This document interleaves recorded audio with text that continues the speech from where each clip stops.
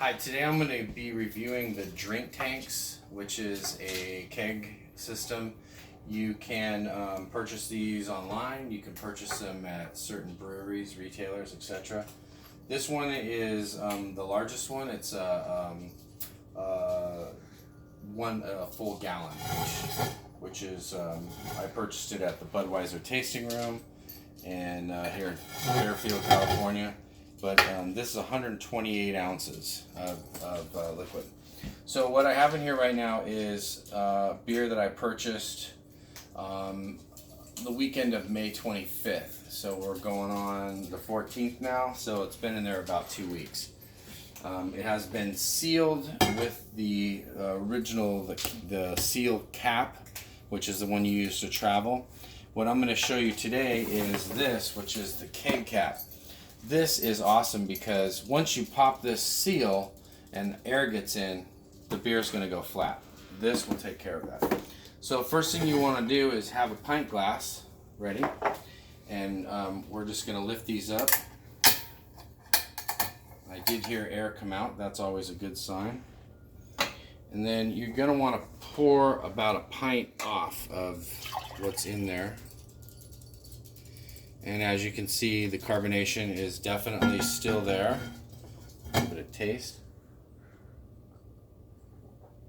Very nice. So what we do now, in order to put CO2 back in instead of just air, is this is the keg cap. So this part goes down into, this has been cleaned already, down into the bottle. And then these you want to kind of, don't snap them down until you have both of them lined up properly. There we go, like that. I always give it a couple of pushes and then pop it down. Now, I always leave this open because I like to let air flow through it. So before you charge it with CO2, close the valve.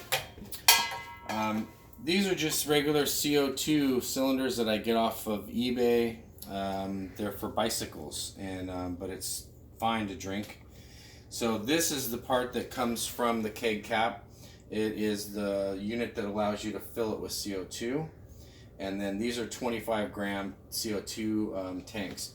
Now, one thing I don't like about this is when you tip a CO2 cylinder like this, all the liquid part of the CO2 will blow through the valve. So what I like to do is turn this way and try to keep my CO2 bottles upright as much as possible. I'm only going to give it a couple of pops of CO2. You hear it releasing pressure out of this valve right here. If I keep going, it will actually I think this cylinder is pretty dead. So let me switch it to a new cylinder. Oh yeah, this cylinder was dead. Got one new one left. Let's get some more of these. You just thread it on and then give it a turn till it stops. Now you'll see what will happen.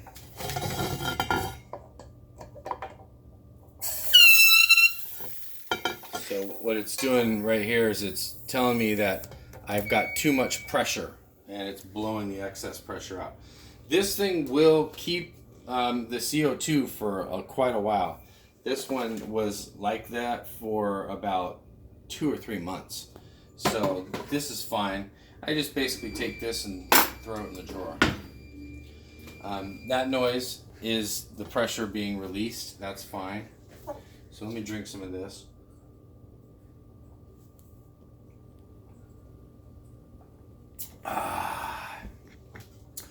Now what we're going to do is dispense some beer out of this. It's going to come out fast because I put a lot of CO2. Normally you don't need to put that much. But you just give it a squeeze. And voila. Remember to tap, tap, tap, tap. As you can see, perfect amount of carbonation. It gives a good foamy head. And then these are O-rings that you can get from Drink Tanks. They're in Bend, Oregon. They will send you these to replace inside of your caps. These are the little extra valves that are used in case for the top. This one goes on the inside of the tank lid, and this one goes on the outside. These are just pressure relief valves. The other part of it is it looks just like a bicycle valve, and then that threads into this cap. They are working on a new version of this cap which will have a built-in pressure regulator. That would be amazing, because then you could take your CO2 cylinder and screw it in like so, and actually have a gauge so you would know how many pounds of CO2 you're putting into the tank.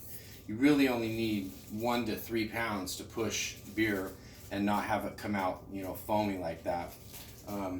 But the beautiful part about this is I can leave this, now that I've opened it, for another good week to 2 weeks, and the beer will be fresh. I won't have to worry about any loss of CO2.